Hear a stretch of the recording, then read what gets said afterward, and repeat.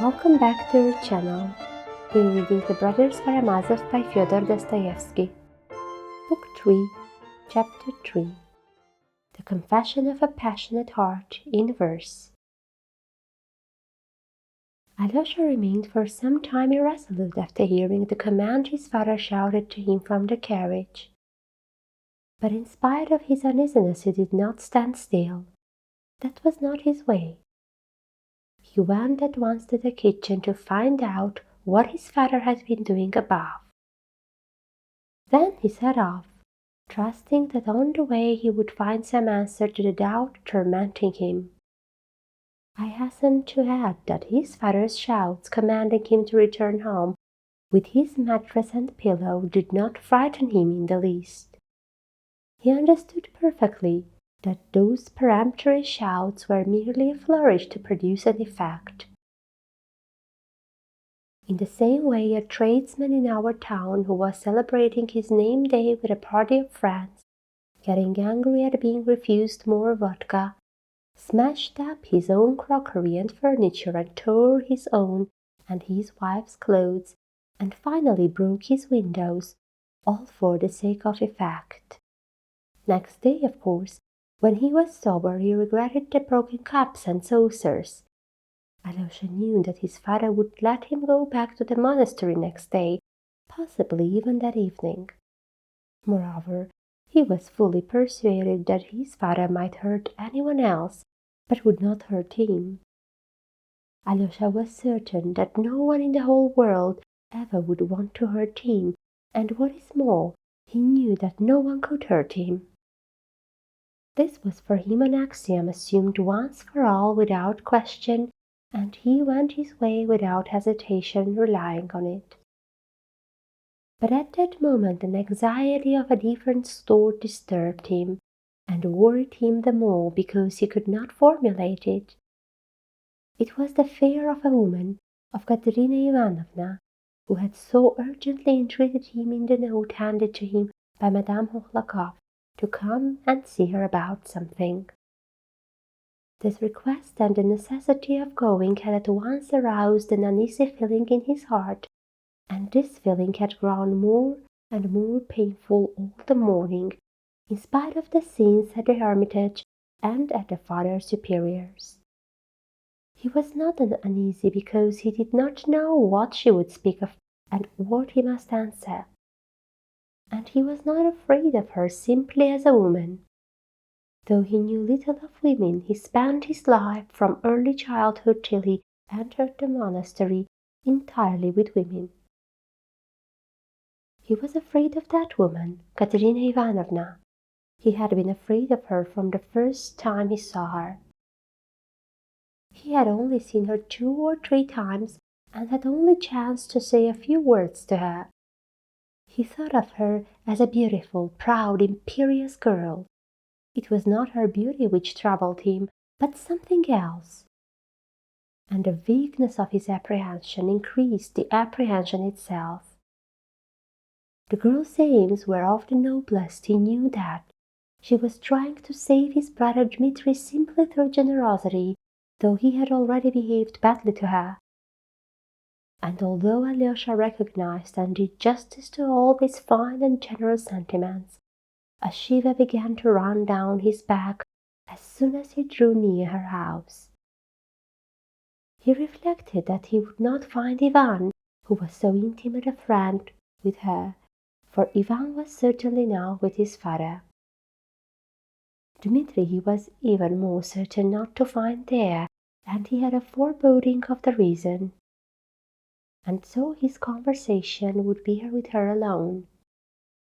He had a great longing to run and see his brother Dmitri before that fateful interview. Without showing him the letter, he could talk to him about it. But Dmitri lived a long way off, and he was sure to be away from home too. Standing still for a minute, he reached a final decision. Crossing himself with a rapid and accustomed gesture, and at once smiling, he turned resolutely in the direction of his terrible lady. He knew her house. If he went by the high street, and then across the market-place, It was a long way round. Though our town is small, it is scattered, and the houses are far apart, and meanwhile his father was expecting him, and perhaps had not yet forgotten his command. He might be unreasonable, and so he had to make haste to get there and back. So he decided to take a short cut by the back way, for he knew every inch of the ground. This meant skirting fences, climbing over hurdles, and cruising other people's backyards, where every one he met knew him and greeted him. In this way he could reach the high street in half the time. He had to pass the garden adjoining his father's and belonging to a little tumble-down house with 4 windows. The owner of this house, as Alyosha knew, was a bedridden old woman living with her daughter, who had been a gentle maid-servant in generals' families in Petersburg. Now she had been at home a year looking after her sick mother. She always dressed up in fine clothes, though her old mother and she had sunk into such poverty that they went every day to Fyodor Pavlovich's kitchen for soup and bread, which Marfa gave readily. Yet, though the young woman came up for the soup, she had never sold any of her dresses, and one of these even had a long train, a fact which Alosha had learned from Rakitin, who always knew everything that was going on in the town. He had forgotten it as soon as he heard it, but now on reaching the garden he remembered the dress with the train, raised his head, which had been bowed in thought, and came upon something quite unexpected. Over the hurdle in the garden, Dmitri, mounted on something, was leaning forward, gesticulating violently, beckoning to him, obviously afraid to utter a word for fear of being overheard. Alyosha ran up to the hurdle. "It's a good thing you looked up. I was nearly shouting to you," Mitya said in a joyful, hurried whisper. "Climb in here quickly. How splendid that you've come! I was just thinking of you." Alyosha was delighted too, but he did not know how to get over the hurdle.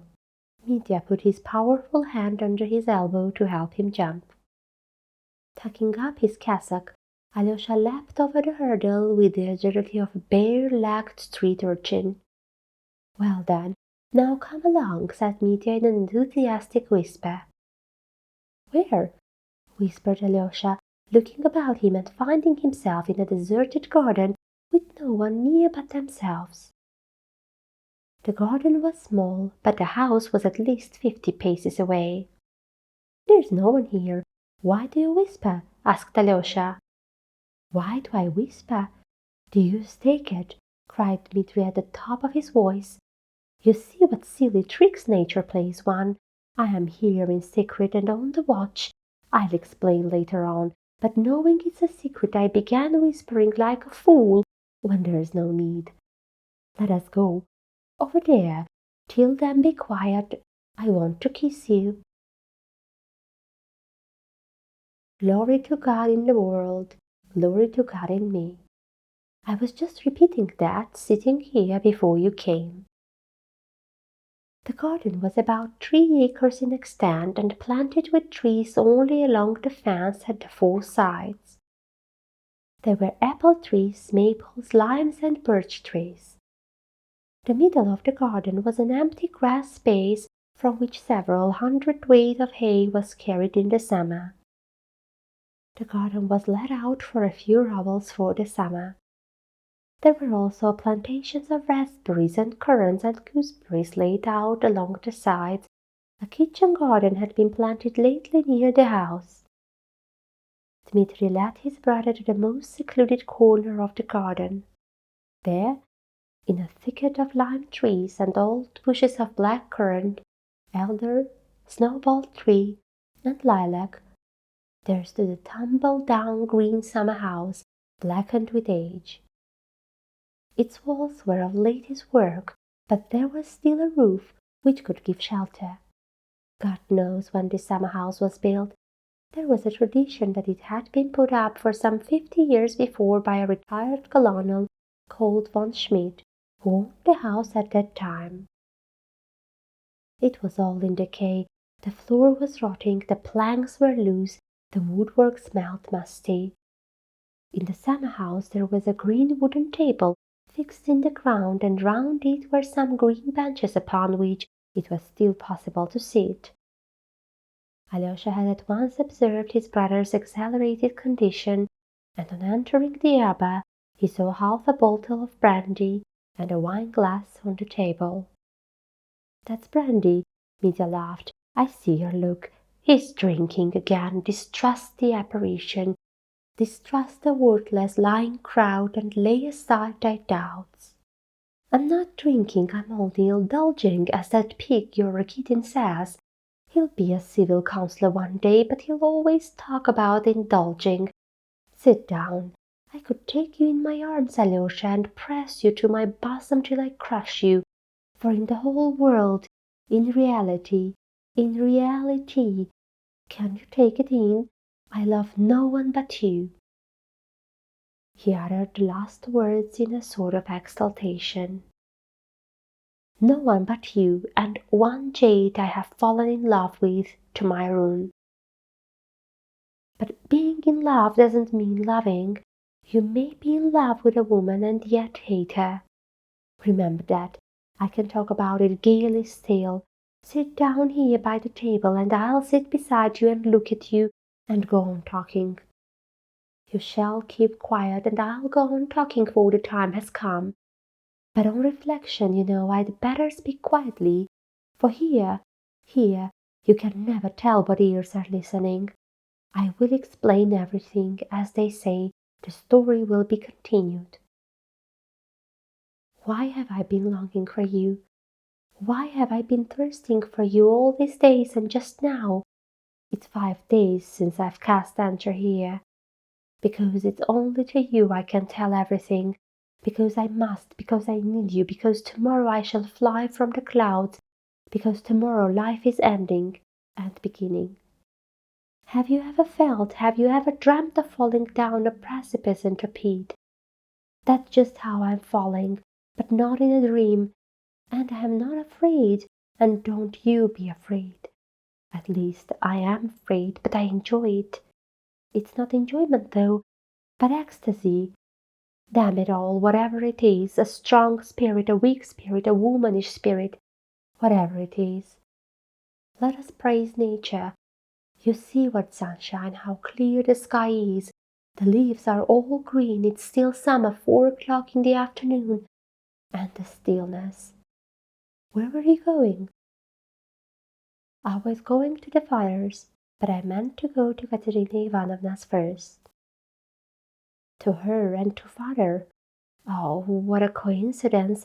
Why was I waiting for you, hungering and thirsting for you in every cranny of my soul, and even in my ribs? Why, to send you to father and to her, Katerina Ivanovna, so as to have done with her and with father. To send an angel.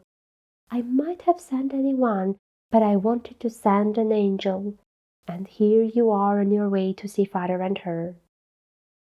Did you really mean to send me? Cried Alyosha with a distressed expression. Stay, you knew it, and I see you understand it all at once. But be quiet for a time. Don't be sorry and don't cry. Dmitri stood up, thought a moment, and put his finger to his forehead. She asked you, written to you a letter or something, that's why you're going to her. You wouldn't be going except for that. Here is her note. Alosha took it out of his pocket. Mitya looked through it quickly. And you were going the back way. Oh gods, I thank you for sending him by the back way, and he came to me like the golden fish to the silly old fisherman in the fable. Listen, Alosha, listen, brother. Now I mean to tell you everything, for I must tell someone. An angel in heaven I've told already, but I want to tell an angel on earth. You are an angel on earth. You will hear and judge and forgive, and that's what I need, that someone above me should forgive. Listen, if 2 people break away from everything on earth and fly off into the unknown, or at least one of them, and before flying off or going to ruin he comes to someone else and says, "Do this for me, some favor never asked before that would only be asked on one's deathbed. Would that other refuse if he were a friend or a brother?" "I will do it, but tell me what it is, and make haste," said Alyosha. "Make haste." Don't be in a hurry, Alosha. You hurry and worry yourself. There is no need to hurry now. Now the world has taken a new turning. Ah, Alyosha, what a pity you can't understand ecstasy. But what I am saying to him, as though you didn't understand it. What an ass I am. What am I saying? Be noble, oh man, who says that? Alyosha made up his mind to wait. He felt that perhaps indeed his work lay here. Mitya sank into thought for a moment, with his elbow on the table and his head in his hand. Both were silent. "Alyosha," said Mitya, "you're the only one who won't laugh. I should like to begin my confession with Schiller's hymn to joy and Die Freud. I don't know German. I only know it's called that. Don't think I'm talking nonsense because I'm drunk. I'm not a bit drunk. Brandy is all very well, but I need 2 bottles to make me drunk." Silenus with his rosy face upon his tumbling gas. "But I've not drunk a quarter of a bottle, and I'm not Silenus. I'm not Silenus, though I am strong, for I've made a decision once for all. Forgive me the pun. You'll have to forgive me a lot more than the puns today. Don't be uneasy. I'm not spinning it out. I'm talking sense, and I'll come to the point in a minute. I won't keep you in suspense. Stay, how does it go?" He raised his head, thought a minute, and began with enthusiasm. Wild and fearful in his cavern, hid the naked troglodyte, and the homeless nomad wandered, laying waste the fertile plain. Menacing with spear and arrow, in the woods the hunter strayed. Woe to all poor wretches stranded on those cruel hostile shores. From the peak of high Olympus came the mother Ceres down, seeking in those savage regions her lost daughter Proserpine. But the goddess found no refuge, found no kindly welcome there, and no temple bearing witness to the worship of the gods. From the fields and from the vineyards came no fruits to deck the feasts, only flesh of blood-stained victims smouldered on the altar fires. And where the grieving goddess turns her melancholy gaze, sunk in vilest degradation, man his loathsomeness displays. Mitya broke into sobs and seized Alosha's hand. My dear, in degradation now too. There's a terrible amount of suffering for men on earth, a terrible lot of trouble. Don't think I'm only a brute in an officer's uniform, wallowing in dirt and drink. I hardly think of anything but of that degraded man, if only I'm not lying. I pray God I'm not lying and showing off. I think about that man because I am that man myself. Would he purge his soul from vileness and attain to light and worth, he must turn and cling forever to his ancient Mother Earth. But the difficulty is how I am to cling forever to Mother Earth. I don't kiss her, I don't cleave to her bosom. I am to become a peasant or a shepherd. I go on, and I don't know whether I am going to shame or to light and joy. That's the trouble, for everything in the world is a riddle, and whenever I've happened to sink into the vilest degradation, and it's always been happening, I always read that poem about Ceres and man. Has it reformed me? Never, for I am a Karamazov. For when I do leap into the pit, I go headlong with my heels up, and I'm pleased to be falling in that degrading attitude, and pride myself upon it. and in the very depths of that degradation I begin a hymn of praise. Let me be accursed, let me be vile and base, only let me kiss the hem of the veil in which my God is shrouded. Though I may be following the devil, I am thy son, O Lord, and I love thee, and I feel the joy without which the world cannot stand. Joy everlasting fostereth the soul of all creation. It is her secret ferment fires the cup of life with flame. 'Tis at her back the grass hath turned each blade towards the light, and solar systems have evolved from chaos and dark night, filling the realms of boundless space beyond the sage's sight.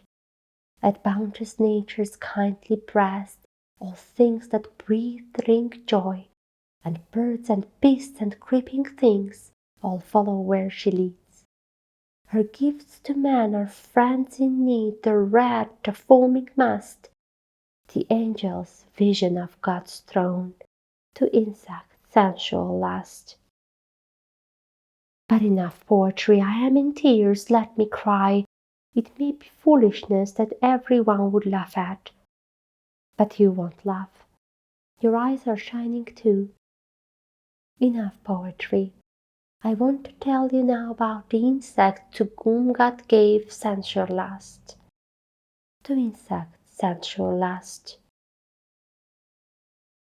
I am that insect, brother, and it is said of me specially. All we Karamazovs are such insects, and angel as you are, that insect lives in you, too, and will stir up a tempest in your blood. Tempests, because sensual lust is a tempest, worse than a tempest. Beauty is a terrible and awful thing. It is terrible because it has not been fathomed and never can be fathomed, for God sets us nothing but riddles. Here the boundaries meet, and all contradictions exist side by side. I'm not a cultivated man, brother, but I've thought a lot about this. It's terrible what mysteries there are. Too many riddles weigh man down on earth. We must solve them as we can, and try to keep a dry skin in the water. Beauty, I can't endure the thought that a man of lofty mind at heart begins with the ideal of Madonna and ends with the ideal of Sodom. What's still more awful is that a man with the ideal of Sodom in his soul does not renounce the ideal of the Madonna, and his heart may be on fire with that ideal, genuinely on fire, just as in his days of youth and innocence. Yes, man is broad, too broad indeed. I'd have him narrower. The devil only knows what to make of it. What to the mind is shameful is beauty, and nothing else to the heart. Is there beauty in Sodom? Believe me, that for the immense mass of mankind beauty is found in Sodom. Did you know that secret? The awful thing is that beauty is mysterious as well as terrible. God and devil are fighting there, and the battlefield is the heart of man. But a man always talks of his own ache. Listen, now to come to facts. This much for today. Stay tuned to our channel to see what happens next. Goodbye.